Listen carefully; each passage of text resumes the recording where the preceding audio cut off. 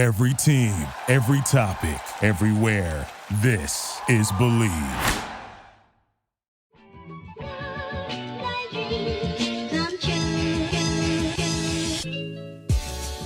Welcome in to another edition of the JMU Sports News Podcast. I am Bennett Conlon, joined by Jack Fitzpatrick.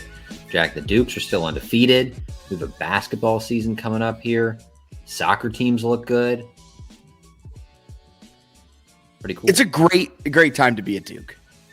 That's right. That's exactly right. Fantastic time to be a Duke. JMU is arguably the best team, not only in football, but in men's soccer, maybe women's soccer. They took down App State yesterday, a little bit of a mini upset, the 5-4. So they're still playing in the Sun Belt Women's Soccer Conference tournament. Men's basketball, women's basketball starting both picked, I think, to finish first in the Sun Belt, both picked to win. So, I mean, all these other schools, ODU, Arkansas State, ULM, Virginia Tech, UVA, they all want to be us, but they can't.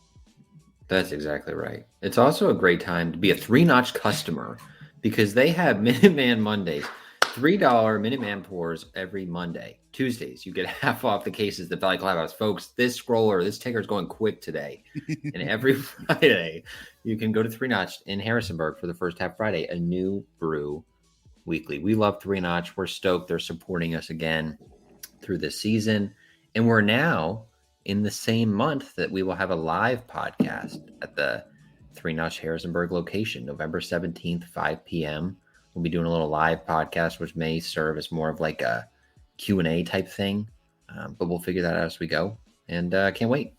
Yeah, I think it's going to be a fantastic time. Come for First Tap Friday, $3 pours of that first tap. Come chat with us. Just get all of your general musings. Second time, count how many times the musings is said in this podcast. Yes. All just general JMU sports musings, and just have a good time and get ready for the men's basketball game. We're all going to the game post podcast.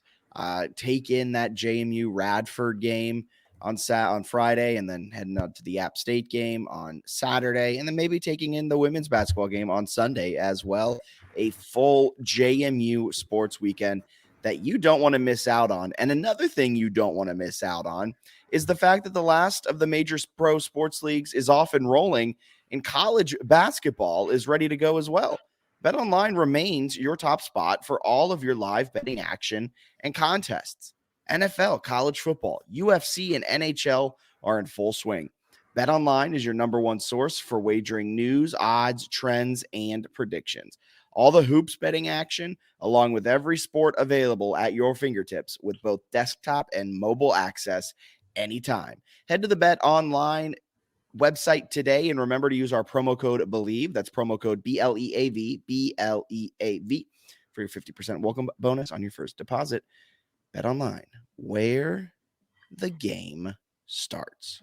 There's a reason Christopher William Jewelers has been voted Best of Virginia year after year. It's not just one thing that sets us apart. It's everything. It's the selection, extensive and unmatched, with every engagement ring, loose diamond, and fashion jewelry chosen for quality and brilliance. It's the service. From our diamond experts to our master goldsmith, our team shares a passion for what they do, and it shows. It's the atmosphere, both glamorous and laid back. See for yourself why people can't stop talking about Christopher William Jewelers in Harrisonburg and Weir's Cave.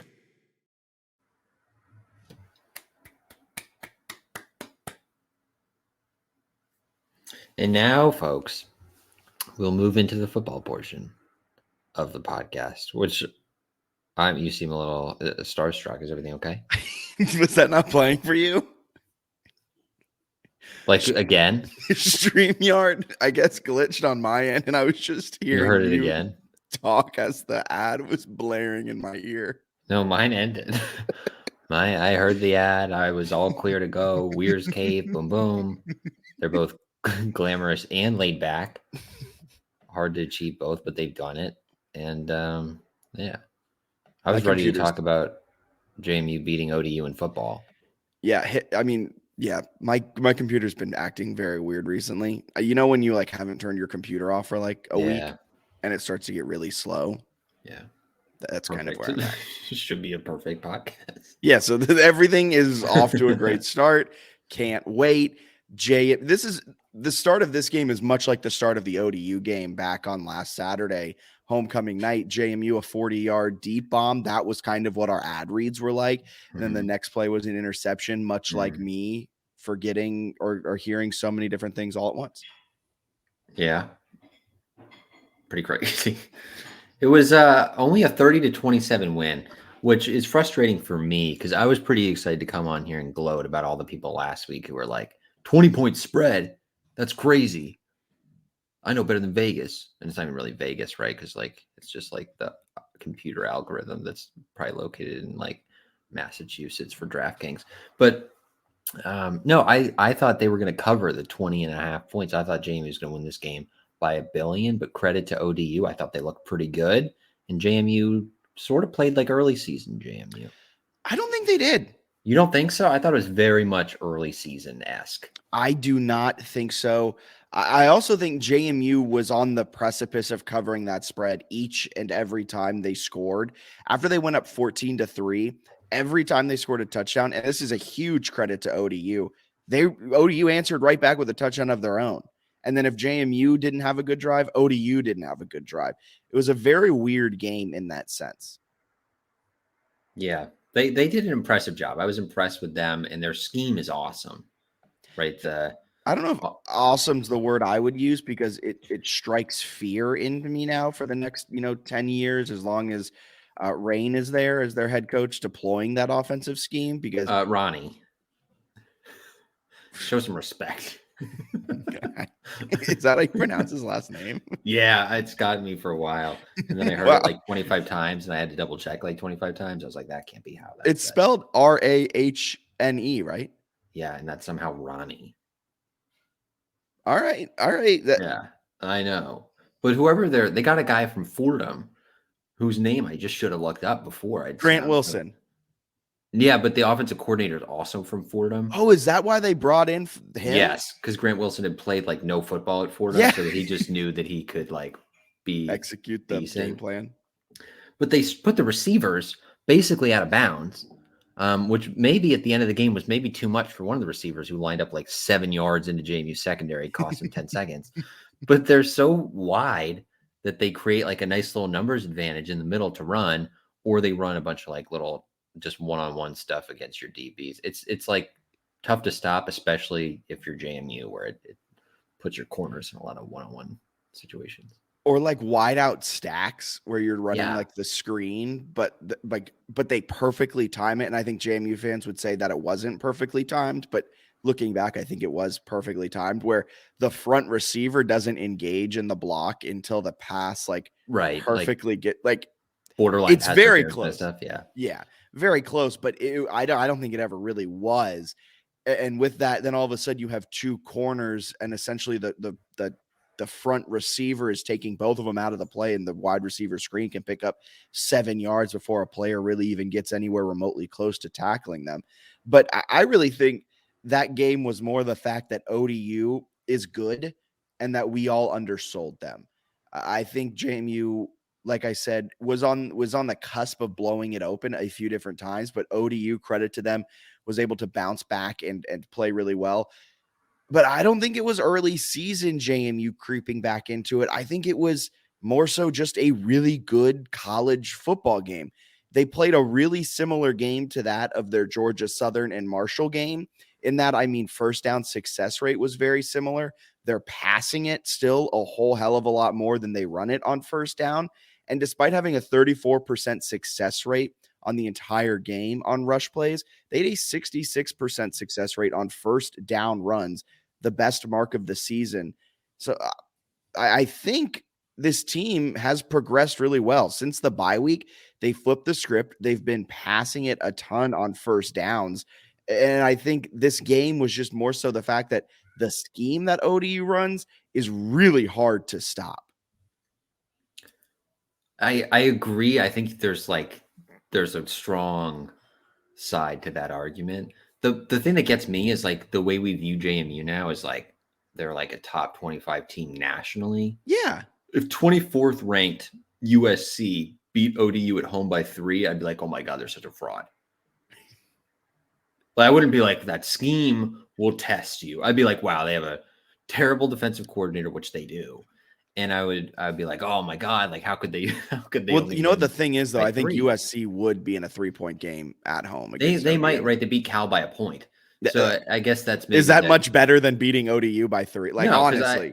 I don't think maybe some of these teams that are in the top 25 aren't as good as we think. But I don't know. I was a little disappointed with some of it, especially like the fact that the offense was sweet. And then you get into the fourth quarter and they had 2 3-and-outs. One drive went 5 plays. Like they were horrible offensively in the fourth quarter. Oh, disgusting. Like you said, 2 3-and-outs. The other drive they had they had 3 drives in the fourth quarter, 2 3-and-outs, a 5-and-out. They ran just 14 plays to, I believe, I wrote this down, so I'm really glad you hit on this. 14 plays compared to 24 fourth quarter plays from ODU, including a long drive from the Monarchs. On the whole game, though, kind of sustained long drives was really difficult for JMU. They had 2 drives of 9 plays, which came on the second drive and then in the middle of the second quarter. And their longest drive of the game was 11 plays. And that was the first drive of the second half. They did some nice stuff. And then they had a couple they just like couldn't finish. I think they had the 2 interceptions and then they turned it over on downs. Was it an interception or was it a fumble or what? Did it hit the ground? The first one was stupid because it was like a pretty good pass that like became an interception that they should have looked at closer. I know there were some ODU fans too. They're like every play is reviewed. Yes, but if you pause it, you have more time to look at different angles. Like if you think that they had enough time to thoroughly look at that, I feel like it wasn't a pick. Definitely hit the ground. Which is why when I heard that it may have been ruled a fumble, I was like, okay. It wasn't a fumble either, though. I mean, it was definitely not a fumble. But it also definitely wasn't an interception. That was because it hit the ground. Like it hit the ground. Tough. Yeah, it's crazy they had 463 yards of total offense and then 30 points and 2 of them were a safety. Like they could have scored. And Signetti said after the game he thought they should have scored 14 to 17 more. Well, he said it this week. He didn't say it after the game. After the game, he's usually more like pretty positive. And then, yeah, I think a big reason why they're unable to cap off a lot of these drives is just their lack of ability at running the football. And I don't think that's going to get much better, which is kind of a little scary. Like they have to figure out ways to create faux runs through the pass game. And I don't mean bubble screens because bubble screens are the bane of my existence. And every time one of those is run, I yell at the television as loud as I can, no matter where I am. How on 4th and 1 do you do that again? A screen to Sproles after what happened in the Virginia game. That was one of the turnover on downs. Was 4th and 1. No, I know. No, insanity. Yeah. I don't mind him on the other downs, but also McLeod has missed both of those 4th and 1 throws on the screens horribly. Like they're caught, but the play's dead because it's Sproles like behind his body jumping in the air. The play's just completely dead immediately. It's a risky play because if he doesn't throw it perfectly, it's dead. Oh, it's not a good ball. That's one of the times that I'm like, just give it to Tyson to just run up the gut. Like just have him hit the hole. I have more faith in Tyson Lawton getting 3 yards when you need 2 more than a bubble screen to Phoenix Sproles gets 1. Is there any play in football that is more like the play call was good or the play call sucked based on result just of like a 4th and 1? Like if they run 4th and 1 and don't get it up the middle, we'd all be like, you can't just run up the middle. Everybody knows it's coming. And then they run a screen and we're like, why are you not running up the middle, you idiots? But if either of those worked, we'd be like, yep, just run it down their throat. Or we'd be like, wow, smart to go screen there. Stretch them out wide. It's one where like if you don't get it, everyone's just very mad. Yeah. That game from Jordan McLeod, do you think that may have been one of his rougher games on the season? I thought he was pretty good. I thought he played all right. He threw for 340, 3 touchdowns, 2 picks. The one pick wasn't really his fault. It was like a fake pick. So I give him a little bit of a pass. The second pick was weird though. Like it was him extending the play. He tends to do this like once a game where he like escapes and maybe he should just tuck it and run.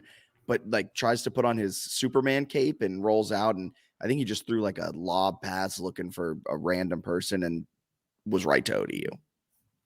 Yeah, he also threw some nice deep balls to Brown, and then Surratt had a huge game. They both had huge games. They combined they combined for 17 catches for 281 yards and 3 touchdowns. So that was very good. Yeah. But he definitely missed a couple. I know Signetti threw another press conference tidbit in where there was a play where I guess he scrambled, and if he stays in or shifts the protection, Dollison's wide open for a deep touchdown, allegedly. So he's still got like room to improve, which is interesting because his stats are still very, very nice. Normally, every game when I hear Signetti say these things, there's a lot left out there. Jordan needs to make better plays. He needs to execute. I normally just think it's Signetti blowing smoke, and I pay no attention to it. This game, I kind of agreed. Like, I was watching it, the game, and I was like, oh, there's some missed reads here. But like you said, they did score 30 points, and I know 2 of those came from a safety, and the defense played exceptionally well. Do you know that JMU has scored 30 points or more 5 times this season out of their 7 FBS games? That's not bad. Did you know JMU has scored the most points against Troy in a Sun Belt game this year? Yes, Troy's defensive stats are crazy. I was looking at these the other day. They played 4 Sun Belt games? I think so. Yeah, it's a little scary. 3 of the 4 teams they've played have been held to their season low in scoring, including JMU. The one that wasn't was Arkansas State, which scored 3, but Oklahoma had shut them out before. But that's crazy. Like, they're giving up nothing. Yeah, the second most points they've allowed this year is 13. And I know we're talking ODU here, but this is my way to say, like, I think even though there's mistakes, I think JMU's defense is still elite. And I think the offense is still one of the best offenses in the entire Sun Belt. I'm nowhere close to being panicked after that close win. I'm definitely not panicked. I thought they could have been a little cleaner, could have been a little better. But I think, yeah, at the end of the year, we're probably going to look at, well, even now, kind of looking at Old Dominion, their one double-digit loss was to Virginia Tech in the opening game. They actually hung in for a while. Should have beat Wake Forest. Had a good chance to beat Marshall. Beat App, right? Beat Louisiana, which is looking like a decent win. So yeah, it's one that I think you'll go ahead and take the win, sort of however it comes. But going back to your earlier point, I do think they're really good defensively. I mean, sorry, on offense as well. They can't run the ball effectively at all. And they suck on 3rd and 4th down. Like, they're horrible. But the offense is still good. That's very strange to me. This is the weirdest offense I've ever seen because they are so clearly one-dimensional. And if you get them into 3rd down, you get the ball back. Yeah, they're bad on 3rd down. And somehow they're one of the most efficient units in the Sun Belt on 1st and 2nd down. And it's really been key since the bye week. I was looking at because I've been tracking the 1st down success rate all season because I'm a nerd and I like going in and looking at the play-by-play and tracking it myself. There's a straight line of delineation after that stretch, after the South Alabama game. They have the bye week. Georgia Southern comes. They go from running it on average on 1st down at about a 55-60% clip to almost flipping it entirely to passing now 60% of the time. And their success rate on 1st down has gone from 40-45% to 55-60%. Yeah, it's really nice to know that during the bye, the coaches just listen to the podcast. I mean, that's what I was thinking. They just realized they got to throw it more because we've been telling them just chuck it deep, James Franklin style, and it's working out, which is great. Trying to pull up what their exact success rate on running the ball is because it's 118th in the nation, 38.2% this season. You said earlier, and we got the Tyshawn Wyatt injury now, right? He's out for the season. So left tackle, right tackle, Nick Kidwell out for the season. You don't see the last 4 weeks a running game coming out of. We have enough of a sample to say that the running game is bad. Why do you think it's bad? Ooh, this is a great question. I think it's bad because I don't think the offensive line run blocks well. Which is surprising. It is. And I also think because there's a strong difference in Kaylon Black's numbers and Tyson Lawton's numbers. Lawton is hovering right around 0 for expected points added, which looking at all of the running backs in the Sun Belt is one of the better numbers because it's really hard to have a positive EPA when you run the ball, which is why you should not run the ball. But Kaylon Black's is around -0.14. And it's a pretty steep drop off from the rest of the top tier running backs in the Sun Belt. I think Kalen, I don't know if it's injury related. I don't know what it is, but it seems like he may lack a step or maybe gets a little too happy feet behind the line of scrimmage. I don't know what these play calls are. I don't know what the blocking schemes are supposed to do. I'm watching this all from the broadcast angle. I really have no idea what I'm talking about, but from home, that's what it kind of feels like. It also feels like Tyson's hitting the first hole he sees very hard, and that just propels him forward for 4 yards every time. Was Percy just that good? I also think that's the other thing. I think we really underestimated how elite Percy was. Yeah. He had some runs last year that were really special. And that opened things up for everyone else. I was just going to say, even healthy Centeo was a different kind of like physical runner than McLeod. Like it was just a little different with the way they ran even. I feel like that opened some stuff up too. I think also Signetti's kind of mindset in running the football is between the tackles, hard nose, be physical, get hit at 3 yards, fall forward for 5, get hit at 5 yards, fall forward for you're always falling forward for extra yards. Tyson kind of fits that mold. Kalen hasn't really done that as much. Kalen is an elite level passing back though. Like on passing downs and he catches the ball. He's one of the best receivers on the team. I love him out of the backfield. Yeah, catching the ball. He's definitely got an edge there over a lot. And it's interesting to see what they'll do. And then Signetti in a press conference was kind of asked about the running backs and said Latrell Palmer, like a time for him, could still come the rest of the year. They really haven't used him at all the last few weeks. I don't think you can say really haven't. They haven't. Yeah, how many weeks in a row has he not got a carry? It's a couple at least. Let's see. Yeah, I think didn't get a carry against Marshall. So obviously didn't get a carry against ODU. He wasn't even. I don't think he even went in a game against ODU. So I didn't see. And then Georgia Southern, he didn't get a carry since the bye. He has not played. He has not gotten. That's pretty interesting.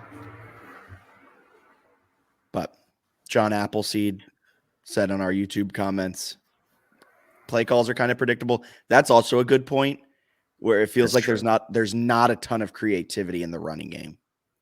No, and at least in some of the games, kind of even the timing of when the runs would come. They've gotten a little better with that, but early in the year, that's part of, I think, some of that EPA number and yards per carry and all that stuff gets hit when like the defense knows you're going to run it. Even in the ODU game when they're trying to burn clock late, like some of those, it's like, all right, it's a run.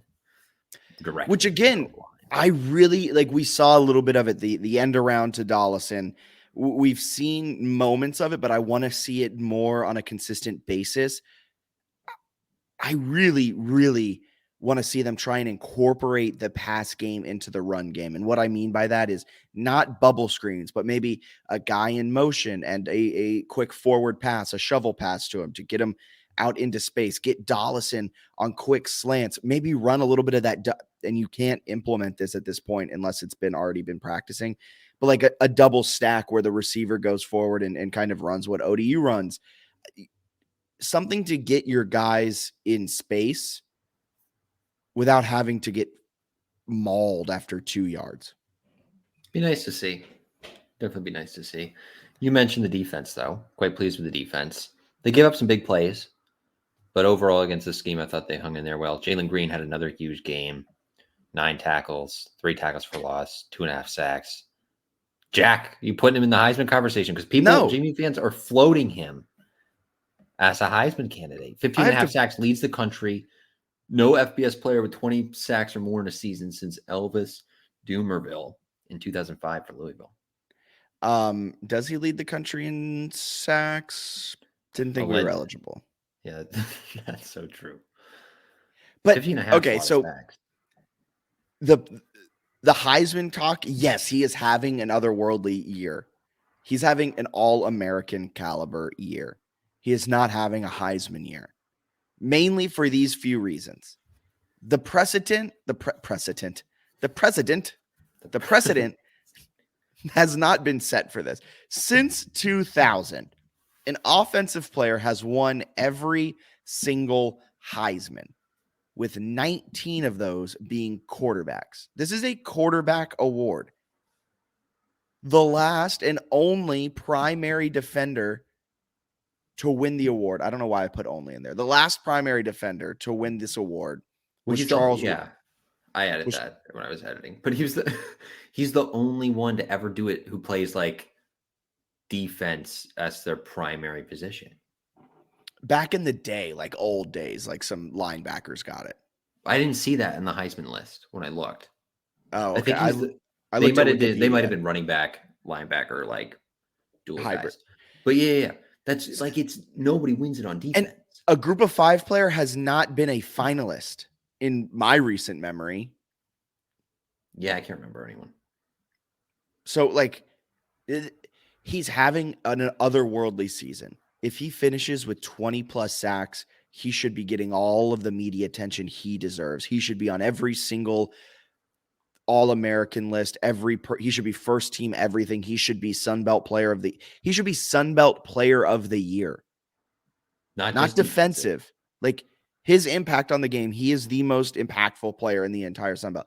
But to say he's a Heisman almost takes away from what he's done, in my opinion. It just feels like why do we want to focus on something he can't do and be upset about what he can't have when instead we can just hype him up and just this guy is having a historic year, a year that is going to blow out whatever Charles Haley has done at JMU. It's going to blow out anything that could come in the future. Jalen Green's season is amazing. Yeah, I mean, he's got a chance to get to 20 sacks. And I think what the single season record holder is like Daca with 16 and a half in a 16-game season because of like an FCS playoff run. I kind of agree with you where I feel like fans should argue for him as like an All-American or one of the best defenders in college football. The Heisman, one, he's not going to win it as a group of 5 defensive player. And 2, like, even if he was a defensive player at Alabama, he's not winning it. Even if he put up 23 sacks. It's really hard. Like Hutchinson a couple of years ago got second or something. And that's because he had like this very prominent rise and had a huge game against Ohio State. They don't have a game like that on the schedule, which is fair too. When you're like detracting from a Heisman campaign is like, look, best team they played this year is Troy. Right? Like, are you the best player in college football? I don't know. He's the best player in college football. He's insanely good, producing at an unbelievable level. But yeah, I think maybe take a deep breath on the Heisman talk. He's a senior. He has an additional year of eligibility. Whether he chooses to pursue NFL draft options, I think he has a legit shot at being drafted in a high round. Probably becomes. I would be shocked if he's not the highest drafted Duke in the last 15 years. Yeah, he's playing great football. I just think it's worth just being like, look at the footballs he's playing instead of like, this is a travesty that he's not being floated as a Heisman guy. Yeah. Also, some websites that do like weekly Heisman stuff have actually floated him and given him like weekly individual honors and things like that. That's pretty impressive for like a transitioning FBS team. Like that seems good. I don't know. Yeah. You don't necessarily need to lobby for more. Like people are already kind of noticing. I think just hype him up for what he's done, which is played really good football. You know who else has played really good football? Jordan McLeod. Georgia State. Yeah, your boys, but coming off a big old loss. Yeah, so is this a letdown spot for JMU? Is this a get-right spot for the Panthers? Our 3-notch weekly preview, the Dukes travel to the ATL to take on Georgia State in something that they call a stadium. Their head coach, Sean Elliott, an absolute madman. They come into Saturday's game 6-2, 3-2 in conference. Their 2 losses were against Troy and Georgia Southern. I don't appreciate what you changed on the outline. They started their program in 2011, and this has been their best season since starting the program back in 2011. Great offensively, terrible defensively. They rely on a few different things. They do play a spread offense. I don't think it's as spread and as kind of crazy as ODU's, but it is spread. They're going to spread you out, and they're going to attack with Marcus Carroll, their running back, and quarterback Darren Granger. They're also going to attack through quick passes. Granger has the 3rd lowest average depth of target in the Sun Belt, but he's 7th in average yards per completion, meaning his wide receivers can really rack up the yak. He has an elite level O-line. They've only allowed 6 sacks this season. So it's going to be a really good battle between a good unit in the Georgia State Panthers and a great unit in James Madison's defense. What do you expect on Saturday? I think it'll be competitive. I think it has a chance to be a pretty good game. It's sort of the one thing that JMU has all year is the passing attack, right? Jordan McLeod throwing it to Reggie Brown, Elijah Surratt seems like the best offense the Dukes have. And they've actually gotten really fortunate playing some terrible pass defenses. And Georgia State kind of falls on that list. Their secondary is not very good. I think their whole defense is not very good. Yeah, they're in like the bottom, I think 15 or 25, something like that, in passing defense success rate. They struggled to stop the pass, which is where I think JMU will go a lot. Weather forecast looks perfect. It's like 70 and sunny, which is pretty good if you want to just throw the ball a lot. So I think that matches up pretty well for JMU. The other area that's interesting, though, is that, as you mentioned, Georgia State can play on offense. Like Granger's good, Carroll's good. They have some really good players. They're not quite as wide, not quite as scary as ODU, but they could do some similar things. So I think it'll probably end up being fairly competitive with the Dukes leaning on the passing attack again. Winnable game, but for me, of the remaining 4 games, I think this one's the toughest. I would agree with that. The stadium too. Sunbelt fans have been ragging on Georgia State this whole season because, like, when you see their games on ESPN, it looks like an empty stadium. I believe they play in an old baseball stadium that's now been converted to a football stadium. So there's just like a lot of the area that just isn't used, so it looks empty. But from sources that I've talked to around the nation, my sources are telling me that it's actually kind of really difficult to play in a dead stadium like Georgia State is because there's no energy. Like, you're used to getting hype energy or booed energy. At Georgia State, there's nothing. So if you go down 7-0, 14-0, you have to rely on your own team to create that energy. I do think there's a chance that purple might outweigh blue in Atlanta this weekend, mainly because I'm going. Especially in terms of people who care. Right? I feel like those Georgia State games, like they've had some people on TV, yes, the atmospheres look so dead. Yeah. Like even when they have like some people there. So JMU's got some rowdy fans who travel, including yourself. So I think it'll be interesting if they can get some energy from that. Yeah, sources. Yeah. It's a winnable game though, which is exciting and a good one too. If you can beat a 6-2 Georgia State on the road, that's a quality win. Yeah, and if you guys are there, if anyone listening in is going and tailgating, shoot me a DM at me on Twitter, something like that. Would love to swing by some tailgates. I'll bring the Bud Light and have a great time this weekend at Georgia State. I can't wait. We'll get to it in the picks in just a little bit. Should be a great game. Should be a great game.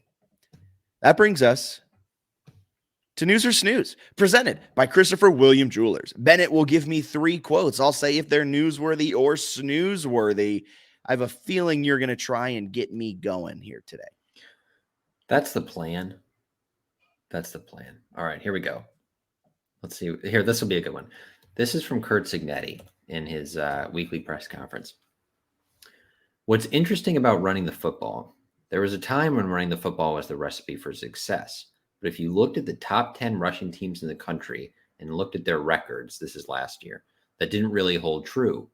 You've got to be able to throw the ball and make explosive plays. You've got to be able to run the ball too with some consistency and effectiveness. Kurt Signetti. I agree. I think that's newsworthy. I agree with that takeaway. You do have to run the ball with some sort of consistency. So when you're up big, you don't run it 3 times and then punt it and then give your opponent like a chance to actually come back, like we've seen 5 times this season. I also think it's not that important. If you're moving the ball and doing extremely well passing the football, then why run it? This cracks me up coming from him, though, based off of like their play calling the first half of the season, where it's like you don't even have to run. It's like, then why? Yes, they were running at like a 65% clip, especially on first downs to start the season at a 30% success rate. And it's like, that's not adding up. Unless, do you think it was another fall camp miscue? Do you think like that's what they worked on and thought they were going to rely on their offense, and then it just took until the bye week to finally make that switch? I don't know. I don't know. It's just weird. I thought it was Like, weird. do you think with Alonzo Barnett, they were thinking, okay, we're going to have this redshirt freshman quarterback in that we fully believe in, but we also don't fully believe in. So let's try and create a good rushing attack that the redshirt freshman can lean on. Maybe. And then that didn't work. Barnett gets benched, and then McLeod just wasn't that offensive style fit. And maybe that's been the issue with the running game.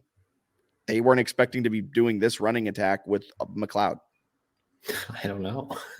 Maybe, but it's crazy. All right, here's another one. This is women's basketball. I pulled this up. This is from the Breeze. Oh, this isn't Coach O's tweet?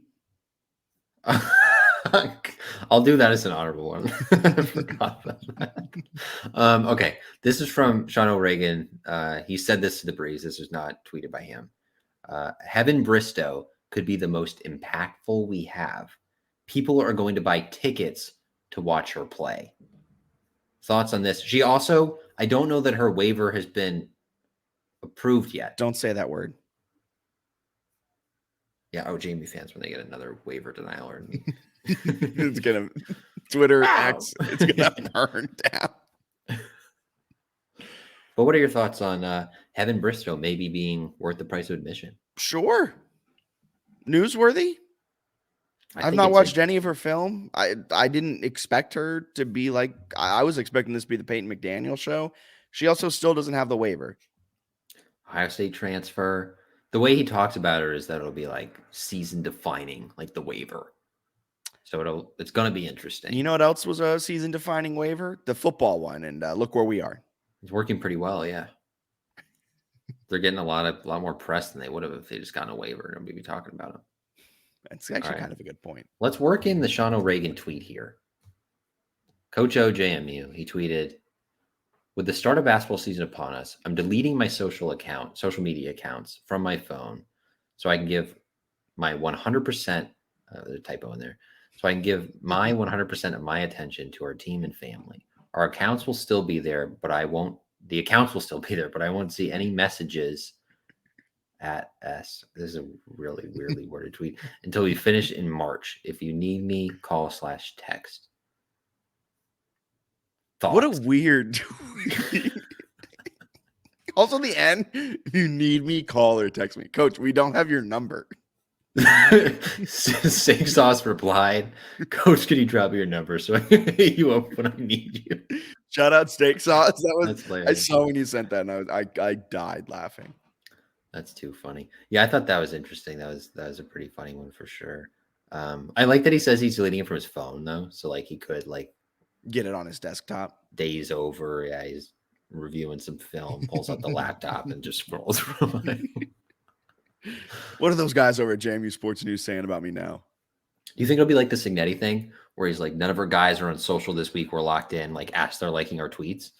That was hilarious. That was one of my favorite things. Or posting to their stories, like one of the most electric things. Yeah, I told them to get off social. Coach, none of them were off social. They're on it right now. That was a good one. All right. The last one. This is the one that'll get you fired up. This is a section of a story in the DNR written by Shane Metlin.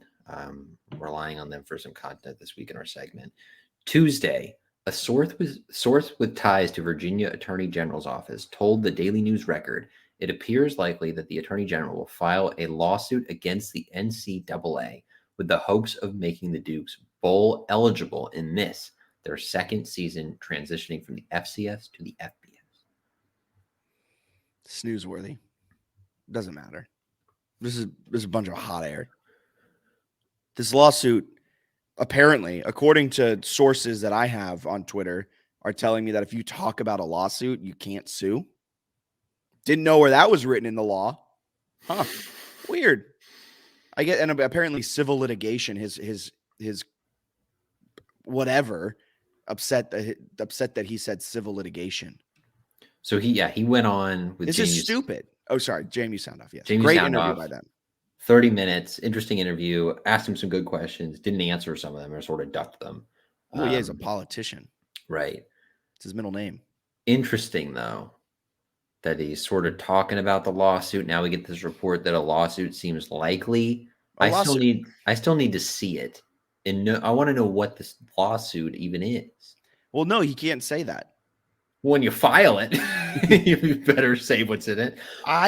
Maybe I'm a really big pessimist. Maybe I just don't believe that, politicians are out for the good of the American people. Maybe we can get down a whole list of things, but I truly do not think that this is coming from a place of wanting to get these student athletes what they deserve. I think this comes from a place of politicians seeing this as a cheap grab at votes ahead of an election. And they're just going to say whatever they want. They're going to say whatever they think is going to get JMU fans riled up so that they can get, a contingent of voters in the Northern Virginia, Richmond, Harrisonburg, 757 area, wherever the alumni bases are, to vote for them. And it's a bunch of BS because they're not doing anything. There's also bigger problems within the state of Virginia than whether or not James Madison gets a waiver. Our attorney general should not be going on a 30-minute podcast. Great get by Sound Off. Shout out to them for getting that interview. But there's no reason the attorney general should be going on a fan podcast. I'm saying this about us too. If we reached out to him for comment and he gave us a comment, don't give us the time of day. We are nothing. Like, what are you doing? You're the attorney general of a state. Go do actual stuff. And it gets under my skin. And it's also, I won't go too far into politics, but it's also very interesting that this guy's the one that we're propping up and JMU fans are like, this is the savior of JMU athletics. Now he does have a 4-year term, so he's got 2 years until his next election. Does Luis? I don't know her. I don't mess with her either. But what's the deal with just the whole push here for like so long without coming up with any actual file something? Nothing at all. What? It's been a month and a half, 2 months since his letter. It doesn't make a lot of sense. He also says on the Sound Off episode, we're all JMU super fans here, which doesn't make me think it's like an unbiased lawsuit. You know what I mean? Like it's clearly one. Well, he went to JMU. That's what I'm saying. Like if he wasn't a diehard JMU fan, would he be floating a lawsuit? Or like, is it actually like, hey, I want to stand up for one of the universities? I don't know. It all seems a little weird. And the reasoning he's using is very like heartfelt, and Steve Brown, who's on the Sound Off crew, he's kind of made really good points that aren't heartfelt about revenue loss for James Madison, the precedent set by allowing Liberty to make that jump up and granting them the waiver, granting other waivers that this precedent was set. And now you're kind of going back on the precedent that was set. You're taking revenue away from James Madison. And these are all things that you can sue against. But none of this is being said by the people that are going to sue. The people that are going to sue are saying, isn't this mean? The NCAA is mean, aren't they? And it's like, okay, I think you're just reading what Twitter's saying and you're just regurgitating it to try and get cool votes. Get out of here with that. Definitely a little frustrating. I think there's a valid point that JMU is like more prepared and worthy of a waiver than any transitioning team previously. So like, I think they should have gotten the waiver. I just don't think they're going to reconsider. I'm not sure how the lawsuit factors in even a little bit. It also does not matter unless they're like clearly going to be the group of 5 team in a New Year's Six bowl. That, and I'm also very confused what a lawsuit even stands on because you made the transition understanding the rules. Yeah. It's like someone complaining that your job doesn't let you say something and you're like, well, freedom of speech. No, you signed away your rights when you signed the contract to work for this company, right? Like JMU, like you signed away, you accepted the rules of engagement when you made this transition. It's also, I think some of the thing that bothers me a little bit with some of the fan push is where it's like, we're being so wronged by the NCAA and the Sun Belt for not being able to play in the conference championship. We did them a huge favor by joining the league. It's like kind of, but they also did JMU a gigantic favor. Like JMU playing a full Sun Belt schedule helped the Sun Belt. It also helped JMU. So they didn't play a dumb fake transition year last year. They've played the full schedule. They're getting a ton of national attention. Recruiting's probably going to go way up because of like them being in the Sun Belt. It's mostly good. So they might miss out on a New Year's Six game. They also like might have a few dumb turnovers and lose to Georgia State, and then everyone can just shut up. Like they're not a guaranteed lock if they were eligible to be ranked to be above Tulane or Air Force right now, or at the end of the season to get the New Year's Six bid. And it's also like if they played like, I don't know, Washington with the New Year's Six bid, like that could get ugly. I don't know. Like maybe they hang in there, have a month to prepare, play great, and win. It's like this great story. Or maybe you like lose stomp 57-17. Yeah, you pound your fist. You're like, we need a waiver. You get the waiver, and Michael Penix throws for like 450. So I don't know. It's not the end of the world if they just go through the season, win their games, maybe play in a bowl game. I would love going undefeated, going to the Bahamas Bowl that's being played up at Jerry Richards Stadium, about 30 minutes away from where I'm sitting right now, watching them beat some bad Group of 5 team and finishing the year with an unblemished record. That sounds like a great time. And then next year, I hope we win a Sun Belt championship and go to the New Year's Six. But it is playoff. That's right. Next year it expands. So yeah, exactly. Like next year's when it matters the most. Like, okay. Yeah. I don't know. We'll see. Well, that's it for football.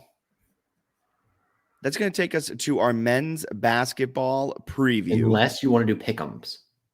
Oh, I guess we do got to do pick'ems now. We both picked Troy. We want to put that on the record. Yes, both picked Troy. Hopefully what I'm about to do, though, doesn't screw up the podcast. 1 second.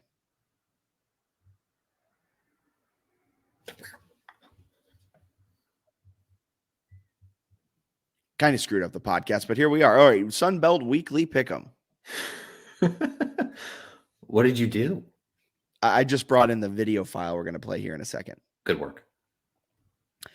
South Alabama, Troy did kick. It is 0-0. Driving. Yep, they are. We both took Troy, though, so it doesn't matter. Lopez, 18 yards. I picked South Alabama. No, you didn't. No, I'm just kidding.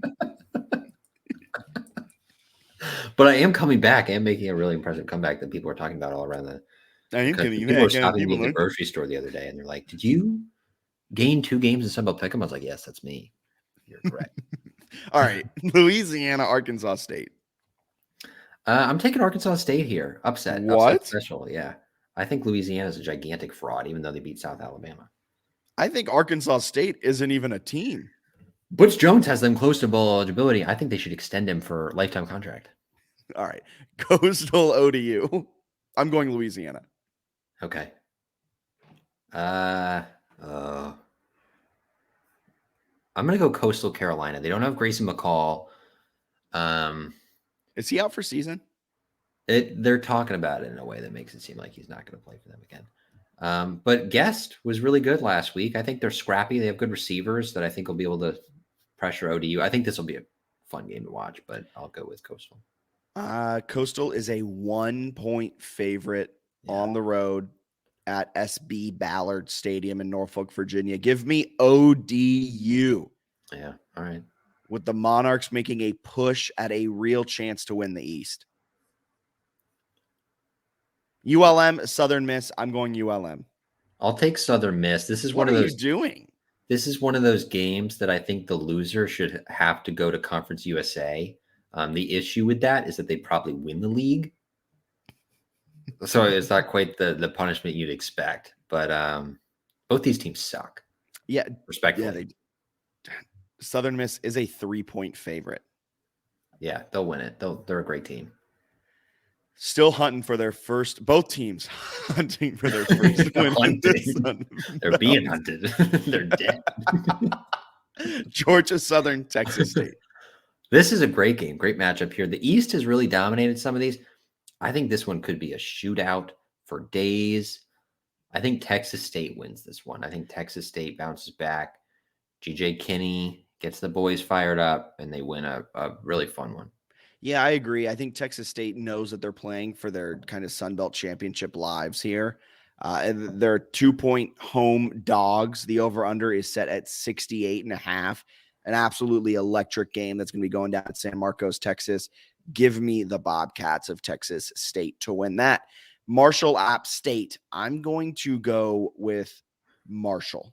Oh, I was going to go with Marshall. Did you know Marshall is 1-3 in the Sun Belt? Yeah, they've been playing really bad. Coastal blew them out last weekend. I'm going to go with App State here. I think the home crowd and the fact that you picked Marshall make it a clear pick for me. I also think Sean Clark, probably around this time, getting the idea that he's got to win some. I think but the issue is Charles Huff. I've seen some Marshall fans who want Charles Huff out, which feels like an overreaction to some. A huge overreact. They just don't have a quarterback. Like they still have an elite level defense. Guys gonna be coaching Power 5 in a few years. Sean Clark, I don't think will be doing that, but I'm gonna take App State anyway. Okay, this is a lot of differences. Yes, I know. You went for the straight chaos theory here in week 10 of the Sun Belt Weekly Pick'em. What about the boys? The boys, JMU, Georgia State. Who do you got? I'll take JMU. What's I think the score? I think I had 31-21 in the round table, something like that. I think they'll win this one. I think it'll be fairly competitive. I just think, I don't know. I feel like JMU's got a better football team than Georgia State. I agree. I think Georgia State gives JMU an early scare, but I think the Dukes put everything away. Second half adjustments, whatever buzzword you want to put in here. JMU wins 35-17. Yeah, that's good stuff. My boys, South Alabama, my pick, took an early 7-0 lead. Their starting quarterback, because Carter Bradley is out, Lopez has 18 yards. Webb has 5 carries for 18 yards. Not sure how they scored that touchdown, with all I'm seeing is not a lot of yards. Troy's sneaky good. Like if Troy and JMU played again, I'd be terrified. South Alabama low-key is on pace to be the highest scoring game Troy's allowed in Sun Belt play. That's true. They already surpassed what Arkansas State was able to do. All right. We will throw it on over to a very special guest we brought on for this week's episode. It was a pleasure talking with him. And then we will be back breaking down men's basketball and women's basketball before we get up on out of here. So some great stuff coming down the pipe here on the second half of the JMU Sports News podcast presented by BetOnline, 3-Notched, and Christopher William Jewelers. Take it away past us. We now welcome in Jason Kreck, a very special guest who spent a lot of time in JMU's athletic department, especially with the men's basketball program. So we're going to talk a little bit men's basketball, a little bit of athletic department communications, and just life, just general life musings with Jason. So Jason, thank you for joining us. Absolutely. Happy to join you guys for life musings. Yeah, that's always the fun parts. Yeah. We're excited for it. If you could give people a quick overview, because you'll do it better than I will, which is a classic podcaster cop-out, of your role with JMU, how long you were there, because you were there until quite recently. I was, yeah. I came back I graduated from JMU in 2011. I worked while I was in college. I worked in, I guess, what was then sports media relations. I think that was still the name of it. I graduated. I worked 2 years at the University of North Florida in Jacksonville. I worked a year at Virginia Tech doing the same stuff. I came back summer of 2014 to what is now referred to as athletics communications. I was promoted to director of athletics communications in the spring of 17, I want to say. I could be wrong on that year. They all start running together at a certain point, but was there up until just recently, about 2-3 months ago. I left the department, felt good about it, felt good about where it was, and was just looking to try something new. So still looking forward to trying something new. Very excited about it. So, but like Bennett said, I was for 8 of my 9 complete years with JMU. I was the men's basketball sports information director, which is a short way of saying most of the information that faces externally with the program, I was responsible for. That was, everything down to bios and stats on the website, to history in the record books, to setting up interviews and pushing out stories to media, both local and otherwise. running social media efforts for the programs I was responsible for. I worked with both golf teams, which was great. But men's basketball certainly took up a majority of my time, just from their visibility and that sort of thing. And so yeah, I finished that up a couple months ago. But it was a fun run. It was a good time. Awesome. Can you clear something up between Bennett and I? Is it athletics communications or athletic communications? I believe it's athletics communications. Yeah, I believe I am among the most guilty of just picking whether or not I use the S on a given day and at random. So I don't. I believe it is athletics. I think it is too. And every time I Yeah. write it out, it makes me feel Right. wrong. It doesn't. I've never felt 100% certain of either, which is good for your director of athletics communications, but I believe it is athletics. Yeah. I have to imagine the listener count right now is just spiking as we discuss is- the use of S's. This is what the people want. This is why you brought me on. We've been podcasting for 5 years, and we've done it through talking about S's. So that's how we've grown to where we are today. But starting off with your career, how did you decide to go into sports information directing? Yeah, it was, speaking of fun syntax. Yeah, so like I said, I actually started in it when I was a townie. I graduated from Harrisonburg High School. So my senior year, as one of the various internship programs, I got connected with JMU legend Gary Michael, who was running the sports information department. And so I did sort of a few hours a week in the sports information office, which was in the offices underneath the Bridgeforth side that no longer exists. Wow. The part that got torn down. But so I got started my senior year, ended up going to James Madison, and starting sophomore year, I started working as a student in the office.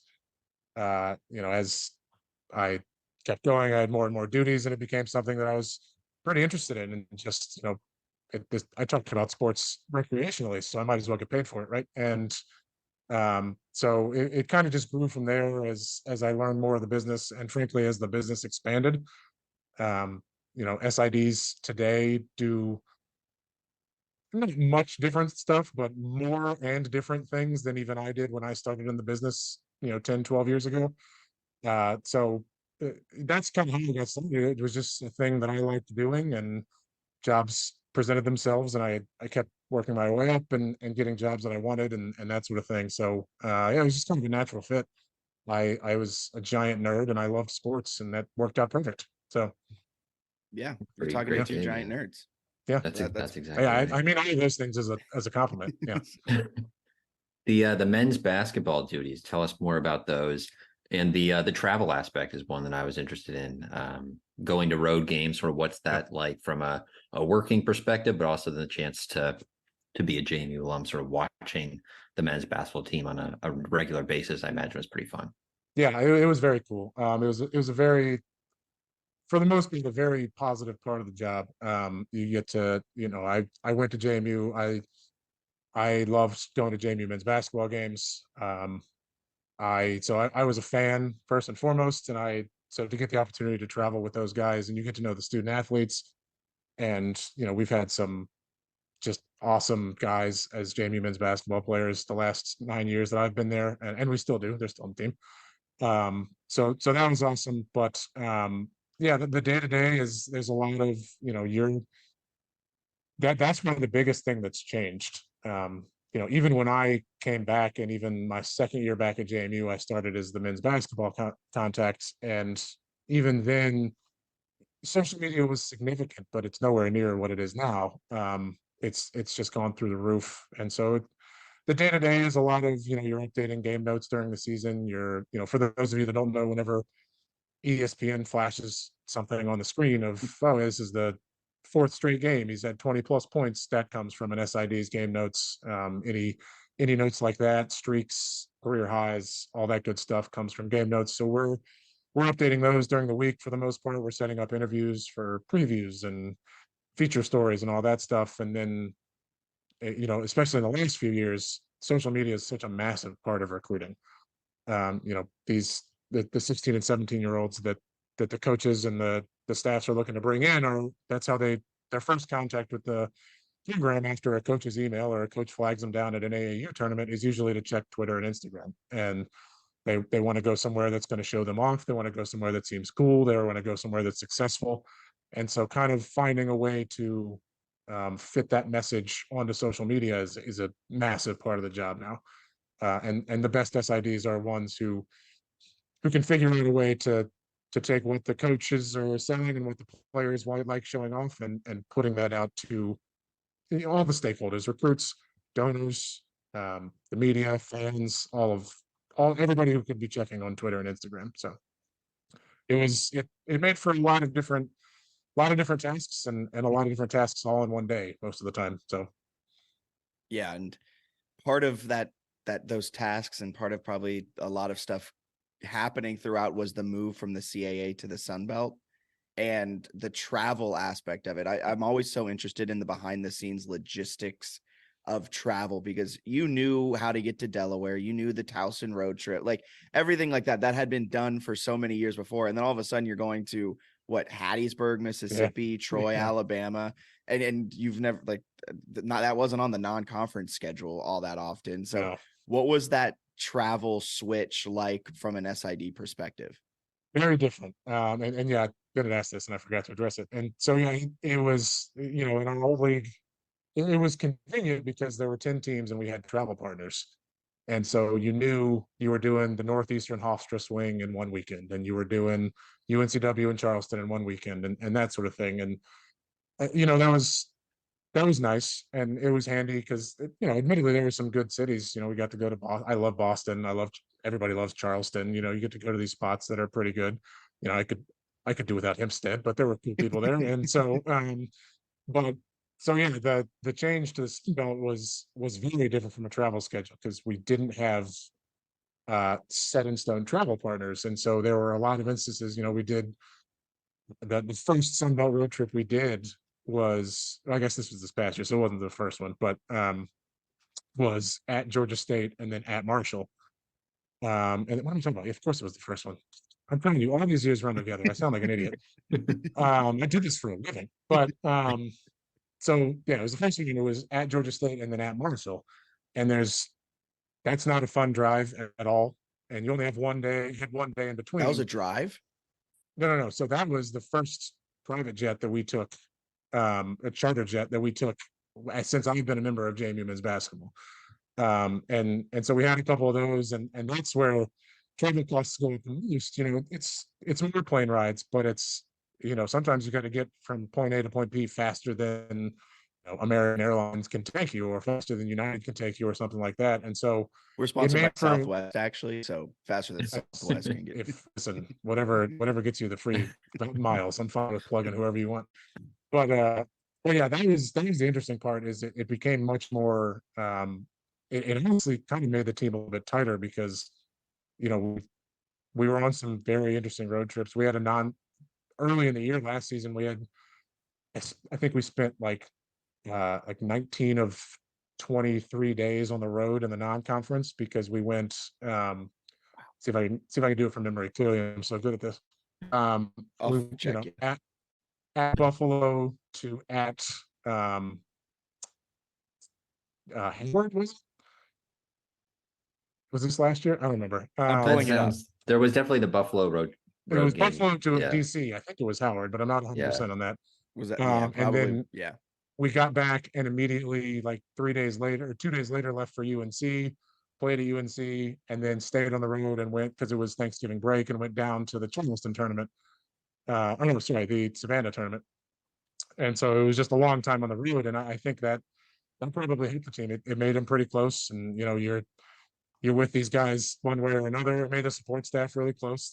That's we all hung out together pretty much for 3 weeks straight. And so the travel is a different beast in the Sun Belt, but I think it's for the best, and it has disadvantages because you got to find a way to get all these people different places. But I think the guys liked it. I think it's pretty handy to ride on a bus right up to the plane and hop on the plane and then get off right on a bus. I'm not gonna lie to you, that was pretty convenient rather than sitting in a terminal.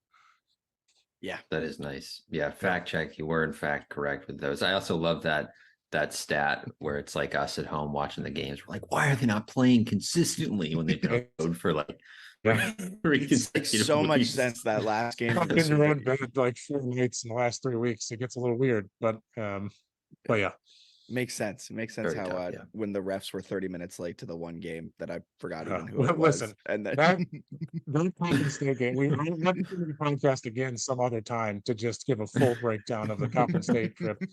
That was I've seen some things at that game that I have never seen before in college basketball. It was fascinating.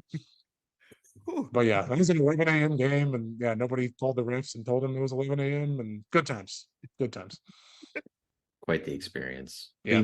You've had a chance to interact with multiple different coaching staffs, which I think is interesting. What can you tell us about the Mark Byington group and sort of his personality? Because at least from our outside perspective, he seems super sort of steady and level headed kind of throughout an entire season and then throughout an entire game, whether they're winning or losing. Yeah, I think that's a good way of putting it. And you know, he coached for most of the decade before he got to JMU, so he very much knew what he was doing. The biggest thing that I could tell you, he's very cutting edge. If there was a new, he's not set in his ways at all, and not from I mean that only in positive ways. He's not, if there's something new that he can use to benefit our program, to benefit the team, to benefit the guys, he's gonna listen to it and he's gonna take it into consideration. He's very big in analytics. He's very much a player's coach in that, like, he gives the guys a lot of autonomy, and defers to them to, for on a road trip. And he's like, hey, we could do this, we could do X, Y, or Z. What are you guys thinking? That sort of thing. And there's still structure, there's still that sort of thing, but he's very much on the cutting edge of how to run a program, and he very much knows how to run a program. And I think that's pretty obvious to everybody on the outside of how quickly he's turned JMU into what seems like for the foreseeable future it'll be a top 100 program, if not better, as it keeps growing and keeps getting better. And so that was enjoyable to be a part of, to know that, like, not that frankly, none of the 3 basketball coaches that I work with were like this, but you hear about basketball coaches that are set in their ways and, no, I don't want to do this, and grumbly and that sort of thing. And that is not the case with Coach Byington. It wasn't the case with Coach Rowe. It wasn't the case with Coach Brady. So I was pretty fortunate in that respect. That's awesome. And you also have had the opportunity to talk with or be around a lot of players, of course, talk with them probably, I'd imagine, happens too. But one of them that I'm really interested in is Julian Wooden, his growth since when he first got there. Can you kind of talk about his JMU, like what you've seen out of him and kind of the relationship you may have had with Wooden? Julian's older than I am, so it's good that he, is probably still. Oh, that's mean. No, Julian. What does he have? Is this his 15th year of eligibility? I think that's right. Yeah, I think that's what I had in my game notes. Is year 15. No, he's an awesome kid. He loves JMU, and it's been great to. That's one of the most underrated parts about these jobs that we do, is you see guys come in as for, like, I remember Julian coming in as a freshman, and I remember, they're quiet, and to watch them all grow into leaders is a very rewarding thing, that we get to do in our jobs. And Julian's as good as an example as anybody. Just, he's been here forever. He's been here for 2 coaches. He's the only person still on the team that's been there for 2 coaches. I love that he's gotten to play so many years in the Atlantic Union Bank Center. He played in the Convo. He's the only one that played in the Convo. Wow. So it's cool, and he's matured so much, and he's Julian's quiet until the exact moment he's not, which is I think I love that aspect about him. He's real quiet and kind of sarcastic and jokey, and then when he needs to step up, he steps up, and that's what you want out of your probably your. I think he's the oldest on the team at this point. I know it might be up there. I'm not sure, but that's one of the great parts about the and honestly, Matt Lewis is probably the one that I point to the most, because I think he had the biggest transformation of anybody I've seen, because he came in and he was extremely talented as a freshman. Everybody could see that. He scored and everything. But when he finished at JMU, it was his team. Like, that was Matt Lewis's team, and that was a grown man, and he was incredibly mature, and Coach Byington said it often that like he never had a bad day, and he knew his responsibilities to be the leader. And he, as incredibly talented as he was, some days you don't have your shot or something like that, and even then his job was to make sure people were in the right spots and playing defense well. And he still is, I think, an underrated defender. And so that's what you want from your veterans, and that's the kind of person that Julian is. He's so well acquainted with things at JMU. He's so well acquainted with things in Coach Byington's system. He's very talented. He's very versatile, and can stretch a 4 out to the 3-point line and can back a 3 down. And that's what you want from one of your senior leaders. Yeah, Wooden's awesome. We love him. Yep. Lewis, his senior year, you mentioned, yeah, he was incredible as a player, leader. It's a bummer he got injured because they were sort of running in. That was his senior night. That was tough for me. Yeah. That was emotional for me, because that was one of the more. It was probably one of the most. Every injury is unfair, and I've seen a lot of very unfair injuries, and you hate it for the student athletes. Matt's is up there as one of the most unfair injuries I've ever seen in college sports, because he was there through the lean times and deserved to. If Matt plays in that conference tournament, we win every game by 20 points. Like I was there for every game of that conference tournament, and we would have rolled. So, anyways, I can't talk about it. It's too emotional. That was a tough one for sure. Are there any, do you have a favorite moment with your time with the men's basketball team over the years? I'm sure you have a lot that sort of come to mind, but is there one that stands out among the rest?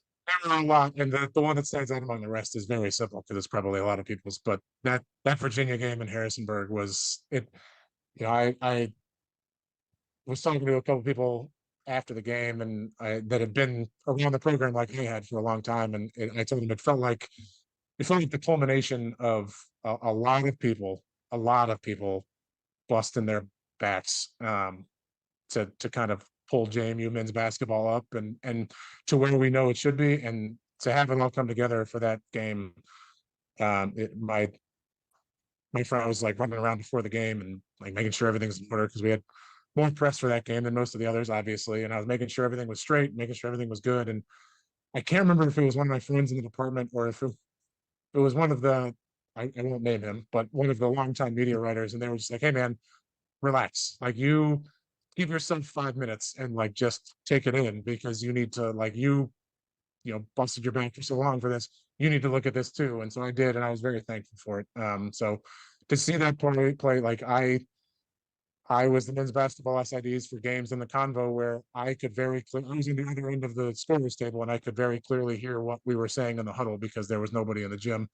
And so to see the new arena full, and us beating, one of the top programs in the country, and that sort of thing, that was a pretty awesome moment. And when Vano grabbed that last rebound, I still maintain that that's the loudest I've ever heard a basketball arena. And so that's an easy one. It's kind of a cheat code, but it was genuinely a very, like, it made a lot of stuff worth it. It made a lot of extra hours and that sort of thing worth it to see that. Yeah, that game was something to call. That was, I think, when he patented the shot you shouldn't take, but somehow hits it. No, yes, shot. That was that was the game winner. Put on rollerblades for the last 2 shots, and it was skidding all over. It was mostly horizontal when he hit that game winner. It was pretty impressive. Yeah. So, impressive is a word you can use for it. Scary. It's a word we can use now for sure. And maybe with the games in the air, not less so, but now we can use it. So. Now that you're a fan watching these games at home, I got to know, you've worked college basketball, you've worked college football, but when you're sitting, and now that it's crossover season, so you have the choice of both on a Saturday, are you going college football first or college basketball first? That's such a hard question. I think, especially to be fair, I have not experienced college basketball without being an SID in a decade. And so there's a little bit, I'm worried about what it's going to be like. And, the JMU men are on the road for the first 2 games this year, but like that first game at home is going to be very strange for me and probably tough. And someone's going to have to like duct tape me to a seat or something like that. I will be there. I'll be there. But can't get a tech as a fan. That yeah, we might have to. No comment. But so I admit to having not experienced college basketball as purely a fan in a long time, but I'll probably still say college football, if for no other reason than it's further removed from what was work a couple months ago. It's been more recreational for so many years.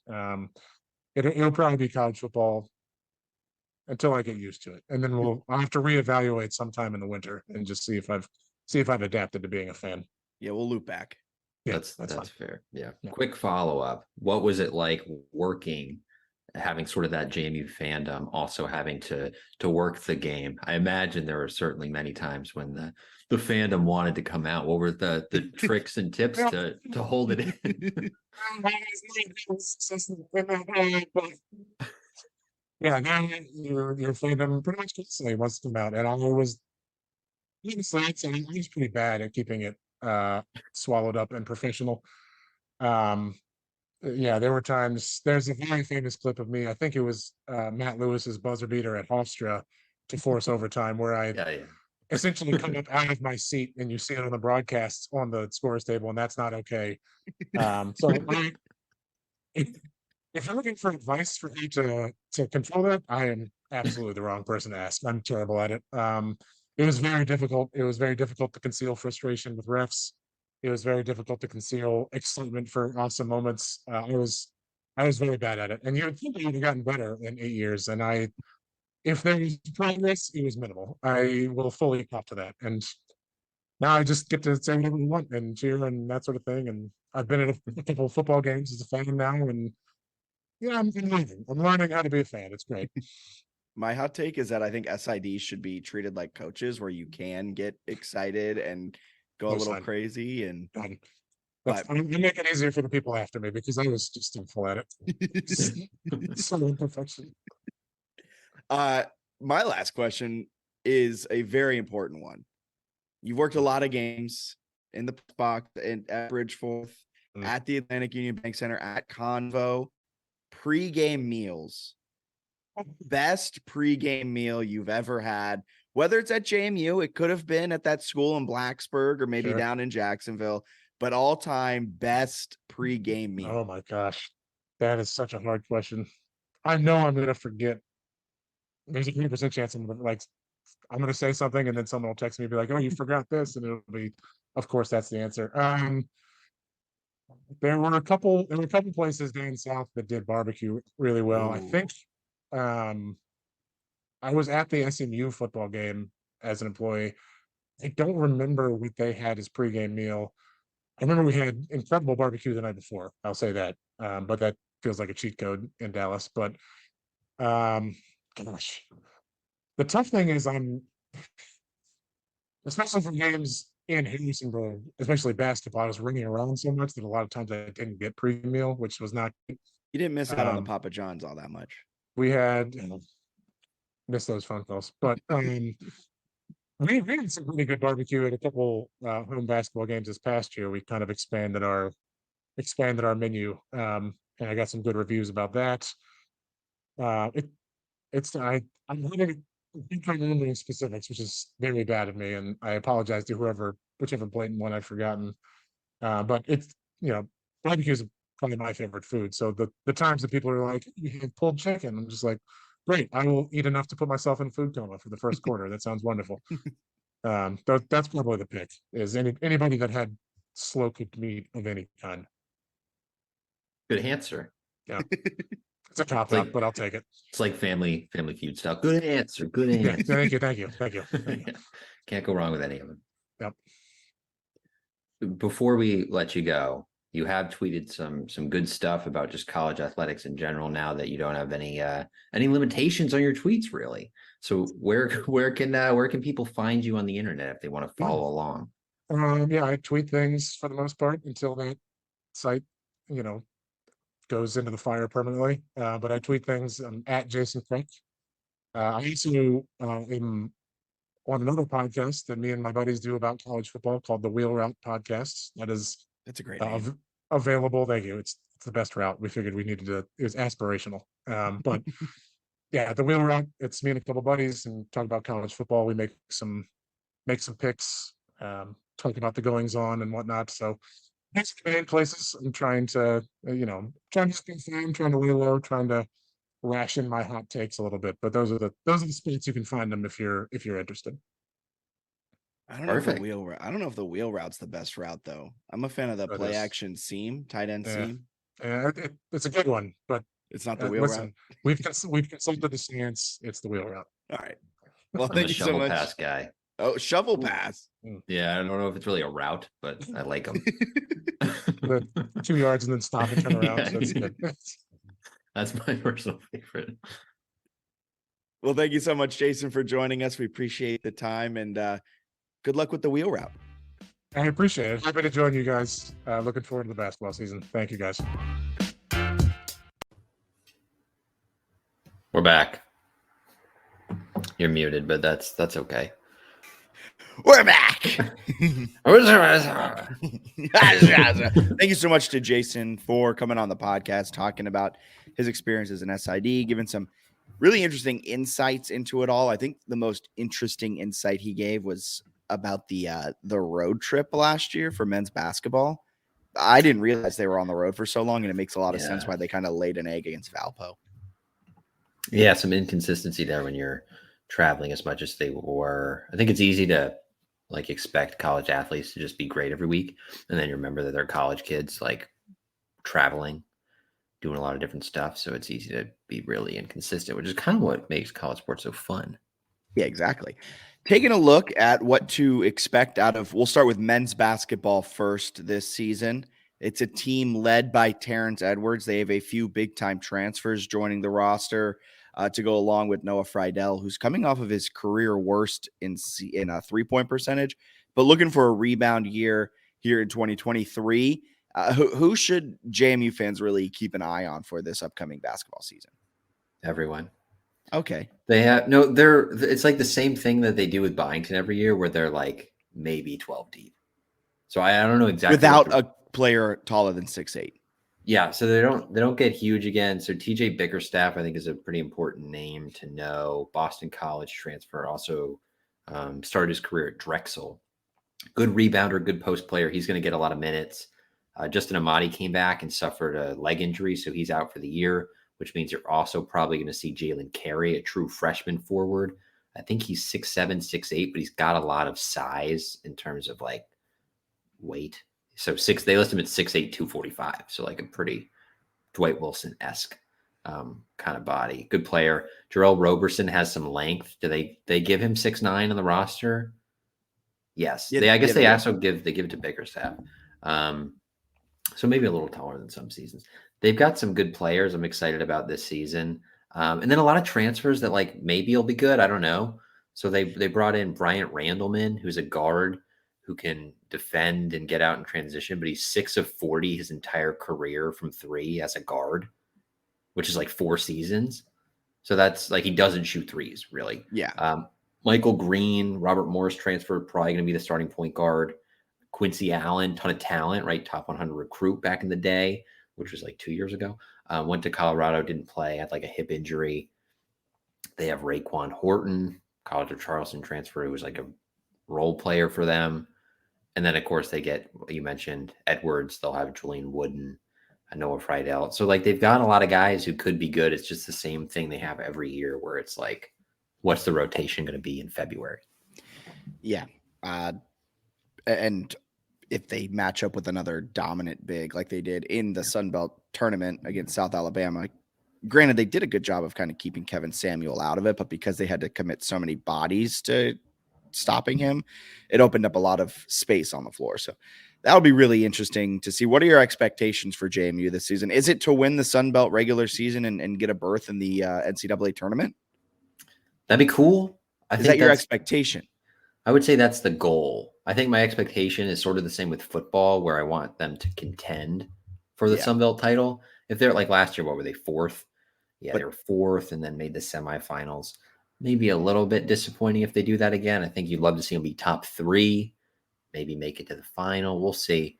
But they have enough depth, even with Amati hurt, that it would be really disappointing, especially against the schedule, if they don't win at least 20 games and give themselves a chance in the Sun Belt tournament would be my thought. So preseason picks. My Ooh. MVP is going to be Terrence Edwards. I feel like Uh-huh. that's a cop out considering I think he was the preseason player of the year. He was definitely up there. Who's your preseason MVP? I'm going to pick Edwards. I don't see any situation where he's not the guy. I will say he had a brace on his wrist during media day. He sat out at least one of the secret scrimmages. Interested to see if he plays against Michigan State in the season opener. Yeah, because really that Michigan State game and really the entire non-conference, and I don't mean to poo-poo non-conference, but it doesn't mean anything. They're not getting an at-large berth with this schedule. Like they'd have to go probably undefeated. And even then, I don't know if it's a foregone conclusion that Only if Michigan State stays as Yeah. good as they're supposed to be, and you can really point to that and be like, look. But Yeah. it's just such a weak schedule. So he could very well sit out. I think when he's healthy, this guy, Terrence Edwards, he's going to be averaging 25 points a game in Sun Belt play. He can score, he can rebound, he can pass. Like he does so many things that he's just going to be the guy. Yeah. Most improved. Oh. I'm going to go Roberson for the mere fact that I think he's going to have a really big role this year with Amadi out. I think he's one of the lone guys that provides length, provides height, provides size down low. And I say most improved because he didn't really play at all last season. So there's only one way to go, and that's up. Could be Jalen Carey too, though, but he's starting from nothing. So you can't really give him most improved. No, first year in college, that'd be cheating. I would, I'm going to say Friedel. No, Friedel. Oh, that's a great pick. I think great answer. I think he shoots closer to 40% from three again, like he did at South Dakota State, and they get that back. He's also, you look at the roster, it's like if anyone should be taking threes, it's probably him. They have a lot of guys who should not be taking threes. Probably shouldn't be taking many threes. Friedel is primed for a bounce back year. If he shoots 40%, I think JMU is the best team in the Sun Belt. I think if he shoots at last year's clip, they're a contending team in the Sun Belt. I think if he shoots what he was shooting at South Dakota State, they are the best team in the Sun Belt. The crazy part is that all of last year, his shot looked so good and they just didn't go down. Yeah. Hopefully it regresses to the mean, I guess. Yeah. Sixth man. Oh. Julian Wooden. They could start Wooden, though. I could see them starting him. But I don't think they will with what Byington likes to do. They could bring him off the bench. He would be a good sixth man. He was a sixth man last year. I'll say Xavier Brown. Yeah. Is that who you said? Brown. Yeah. I like him a lot. I don't know exactly how much run he'll get. He's got a chance to kind of back up Michael Green, I guess. Or start. He could start. Yeah, he'll be a fun one. I'll pick him as sixth man. Yeah, so men's basketball, they get their season tipped off in just a few days against Michigan State. Thank you again to Jason for coming on, talking some overarching men's basketball things, some SID stuff. It was really a pleasure having him on. I'm really excited for this men's basketball season. I'm also really excited for the women's basketball season because without Kiki Jefferson, there's kind of this question mark of who's going to be that player for the Dukes. It was expected before the Heaven Bristow transfer in. I really thought Peyton McDaniel was going to be that player. She was an off the bench, six woman type of player for the Dukes last year, but has a lethal 3-point shot. And I thought if they got her involved in the offense more, she could start putting up some gaudy numbers with the way she shoots it. But if they get this waiver with Bristow, all of a sudden, I think it's a completely different dynamic for this team. You still have, why am I blanking on her name? Susha Kozlova. Yes. Kozlova down low, who was a monster last season. I'm really excited for women's basketball too. Should be good. The way Coach O in his media availability sports blog podcast thing, he talks about Bristow. Yeah, okay. He talks about Bristow like she's like a freak athlete, but maybe not like a 20-point per game player, which makes me think she could, if she gets the waiver, be setting up McDaniel for some huge games. So I still think McDaniel's going to put up a absurd season, regardless of what happens with Bristow. But it's a pretty deep roster. They've got a lot of really good players, added some nice transfers in addition to Bristow. They've got Carol Miller from Virginia is just sort of a solid player. And then Ashanti Barnes, community college, transferred in from a community college. I think she started her career at ODU and has some ability at the forward spot. So it's a pretty nice team. And then Olivia Mullins, point guard transfer, should be really good. Jamia Hazel also showed Yep. flashes throughout her entire career of just being an absolute takeover machine. So if she can kind of find that consistency, I think that 1-2-3 punch between Bristow, McDaniel, and Hazel can be really lethal. Of note, Kobe King Hawea, ding, no longer with the team after some very weird things. I totally forgot about that. Yeah, she's married. She just like went to Montana and like didn't respond to the team after the end of last season. Who knows? But so she's no longer with the team. Your expectations for this team, is it to win the Sun Belt again? I think contend. If they get the waiver for Bristow, though, yeah, I'd be a little disappointed if they don't win. But if they don't get that waiver, I think contending again, being in the mix, winning 20-plus games, kind of similar to the men, where they should be good. Losing Kiki's tough, but like they've got plenty of firepower to be good. And they could maybe put something together in this non-conference slate to get an at-large, depending on how the season goes. Because unlike the men, they have good non-conference games like VCU, Michigan State, Wake Forest, Maryland. Just whenever you're playing kind of a P5 team with name recognition, always helps your at-large chances. A lot better than when you're playing Hampton, Howard, Eastern Mennonite, Bridgewater, insert junior college here. At the very least, they're going to be way more fun to follow in November and December. Yes. Yeah. All right. So same question, MVP, most improved player for women's basketball and sixth woman of the year. I'll let you start first with the MVP. I'm going to go Peyton McDaniel. I think she's going to put up millions of points. I'm going to go Hazel. Really? I love Hazel's game. I mean, I think it was the Troy game we were at last year where she kind of had a moment of takeover. Yeah, she's a great athlete. I just think if she can find that consistent clip, she may become the 1A option through this offense. And I'm very excited to see that. Peyton McDaniel, that was my initial choice, but you took it. So I wanted to go a little different. So I went with Hazel. Okay. Most improved. Give me Anna Goodman. From what I've been reading, I think the DNR was where I was reading this. She's going to get some run, made some progress. I guess last year she was banged up and like didn't practice like for months leading into the season. This year she has been practicing. It's supposed to sort of have a nice post presence with Kozlova. Apparently Coach O is tinkering with both of them on the court at the same time, which I think would be interesting. So I'll say Goodman has a chance to really take a step. That would be 12 feet and 8 inches of player in the post. That'd be pretty impressive if they were able to run out a big lineup that was good. I'm going to go with Steph Odekirk as the most improved. I like that.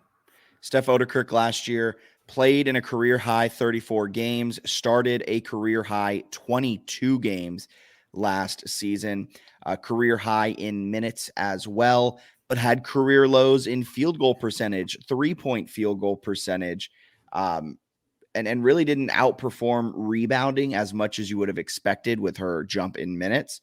Had just 20 more rebounds in about 100 more minutes. So I think Steph Odekirk has the opportunities. The redshirt junior from Spotswood High School, the local product, I think she's going to have her opportunities. If she can take advantage of them and if she can become kind of a 30% 3-point shooter like she was to start her career, I think that'll be a dangerous kind of option opposite of Peyton McDaniel. And sixth man of the year. I will take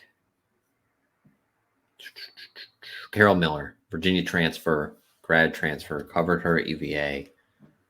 Pretty steady. I think she's just going to be steady. My guess is they bring her off the bench and she's just like solid. Wouldn't expect her to have a bunch of like 25-point games or anything, but I think she'll come off the bench and make a lot of really nice plays and be a reliable veteran.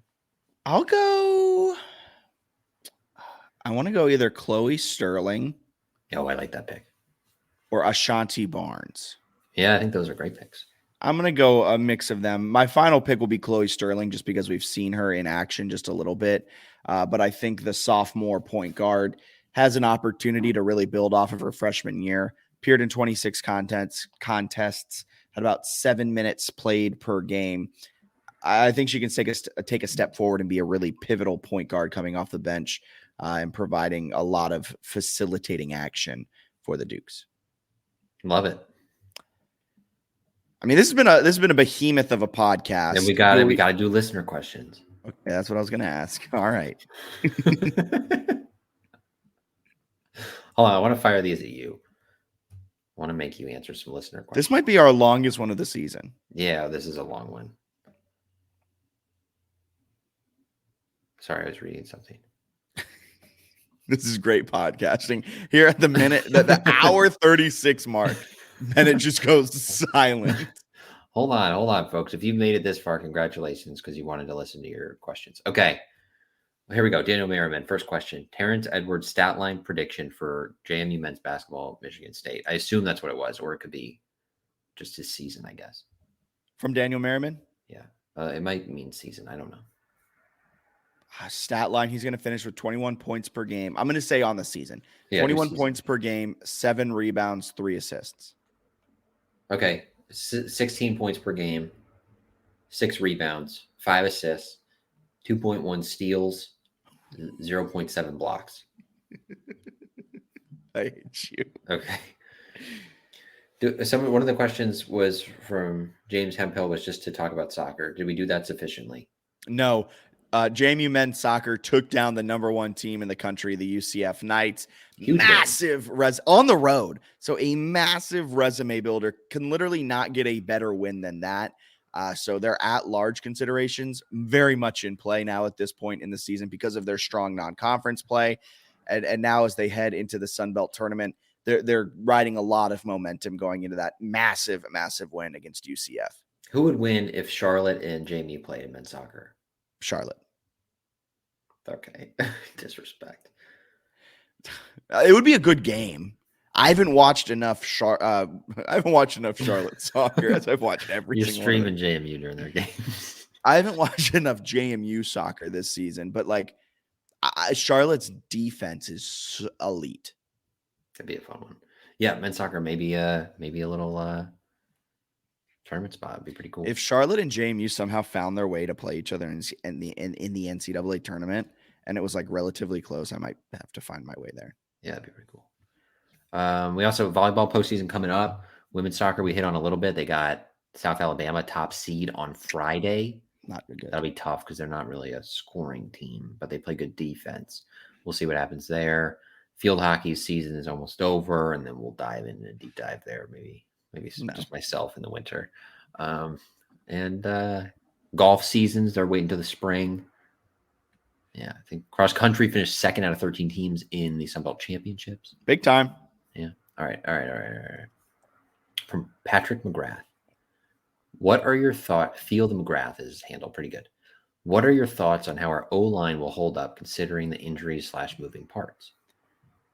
I think it'll hold up fine. Yeah. I think it's really beneficial that we have a mobile quarterback.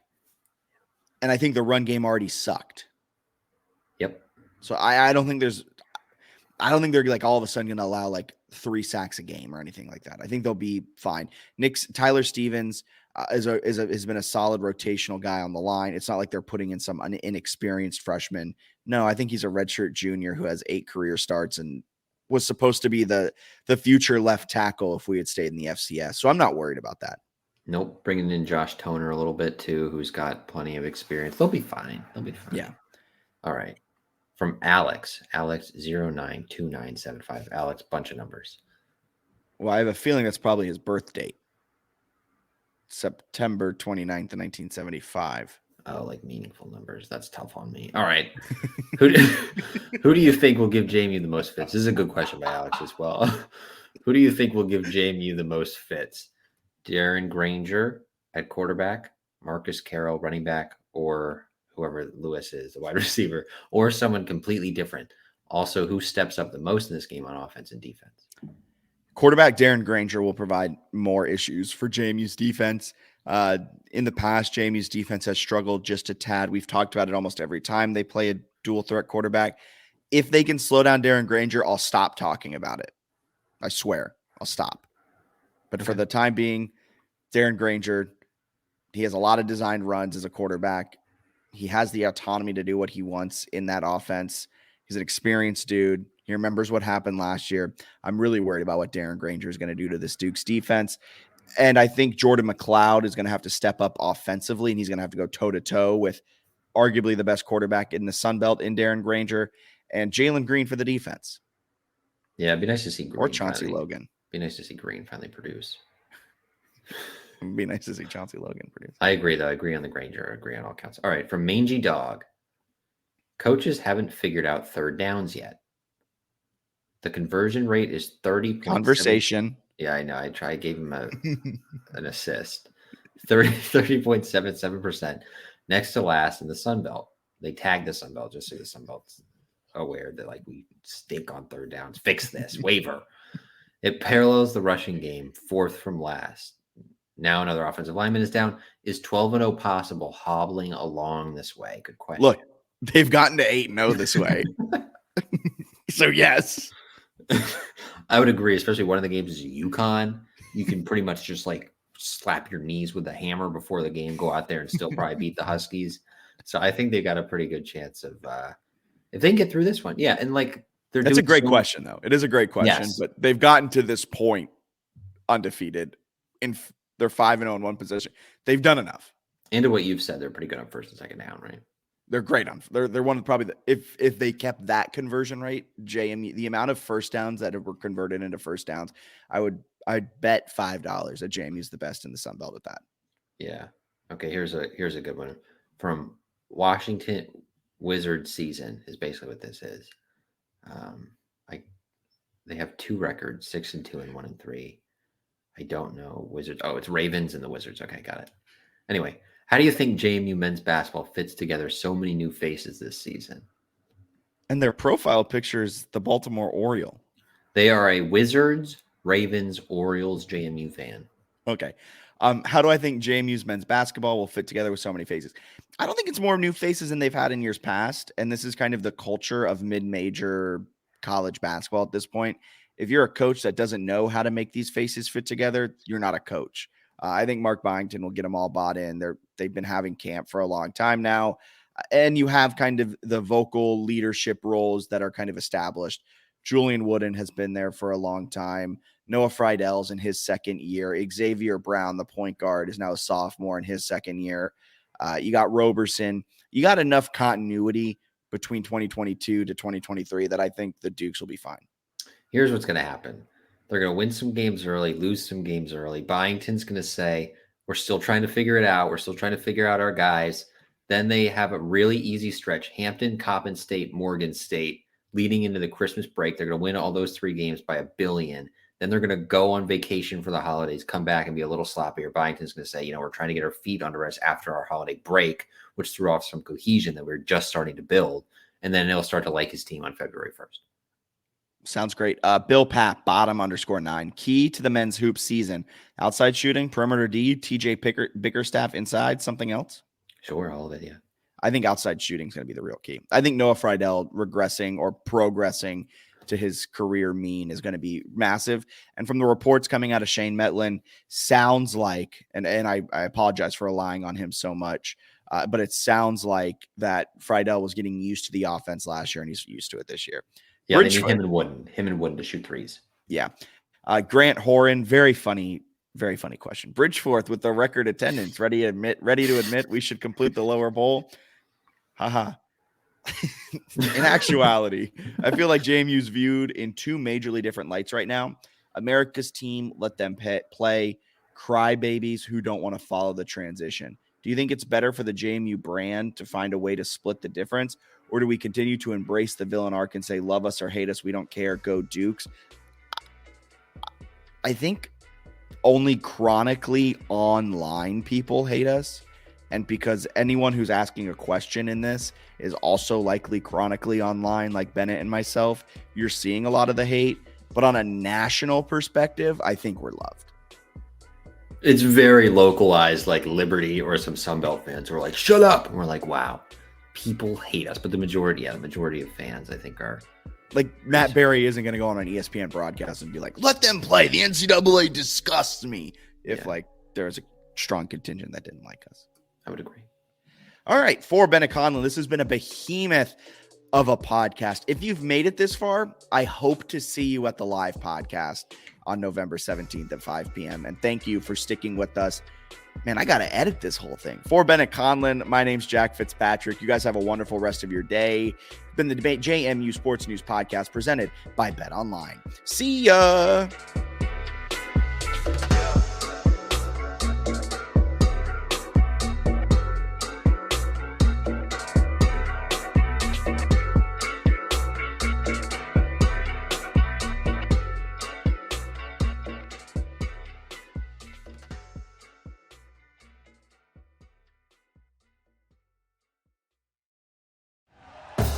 Thank you for listening to Believe. You can show support to your host by subscribing to the show and giving us a 5-star rating on your preferred platform. Check us out at Believe.com and search for BLEAV on YouTube.